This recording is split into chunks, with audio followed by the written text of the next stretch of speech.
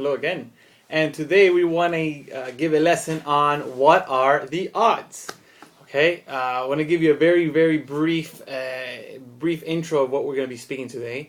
I had a professor in college who told us once that if you were a GM or a president in a company, and you had to make a decision whether to invest in this area or this department, and there's a 10% chance that you could lose that investment. Would you do it? But the returns are going to be very great. Would you do it? And most of us raised our hands. And then he said, okay, now let me tell you something. Let me add to that question.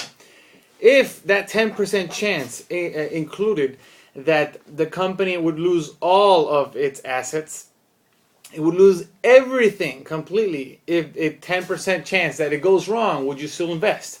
And those people who had their hands raised quickly dropped them.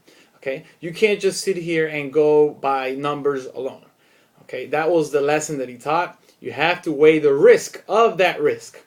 Okay, now what does that have to do with us? Okay, somebody who believes in false Judaism called Messianic Judaism or Nazarite Judaism.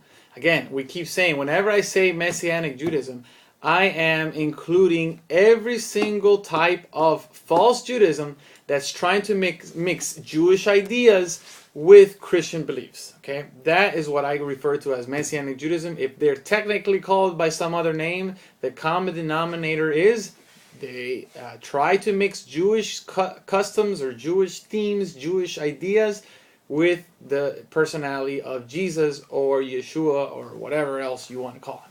Okay? Now, the chances of them being right is either right or they're not right.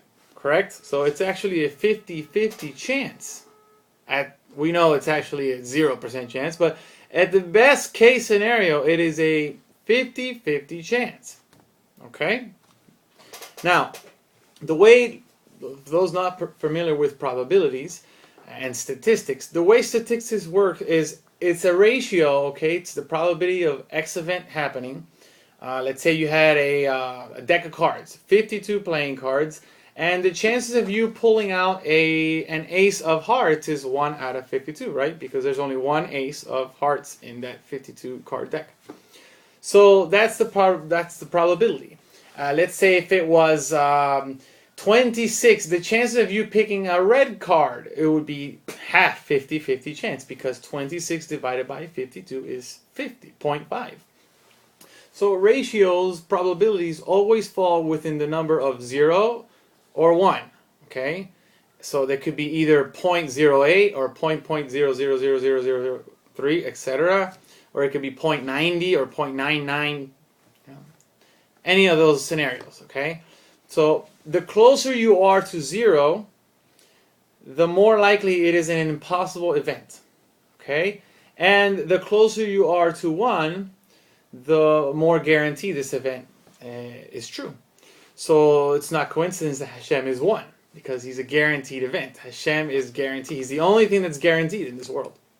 Okay? So again, the closer you are to 0, it's most likely an improbability. That's why they say there's a 10% chance of rain, which means it's very little probability that it's going to rain. Okay? Now, when you take that into account, let's just take, for argument's sake, our sages teach us that there are minimum of 72 tzaddikim in every single generation. Okay? There are 36 hidden tzaddikim and 36 revealed tzaddikim. Okay? Making a total of 72. So there are a minimum of 72 tzaddikim in every single generation. Okay? For argument's sake, let's just say a generation is 40 years. So for the last 2,000 years, there have been 50 generations. And we said there are 72 tzaddikim in every single generation, correct? Meaning there have been 36 tzaddikim at a minimum. 3,600 tzaddikim in the last 2,000 years.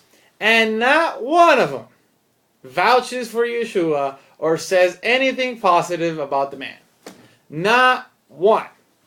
Now that should tell somebody something, right? 0 out of 3,600. What did we say? It is most likely an impossible event.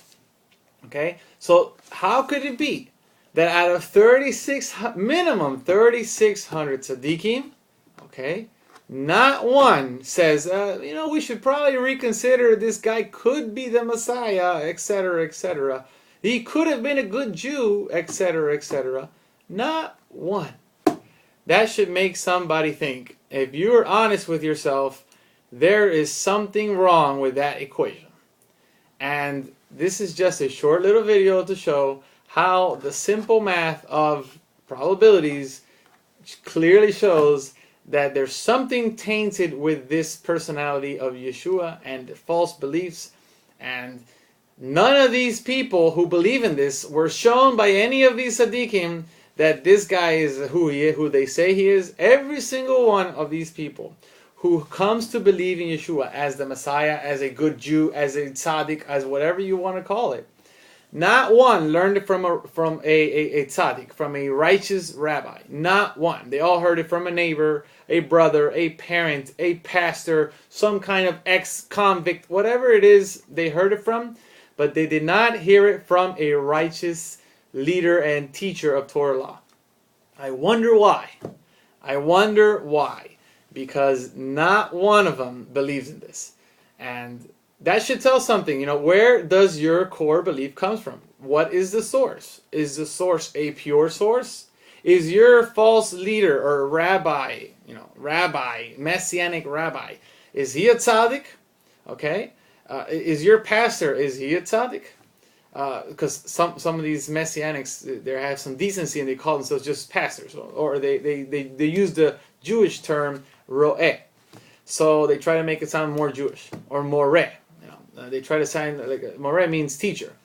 So if you're in in any of these movements, in belief in this, you did not hear it from a tzaddik. So that should tell you something. Okay, so this is just a very simple video to show how 0 out of 3,600 is a very, very powerful statement. Thanks.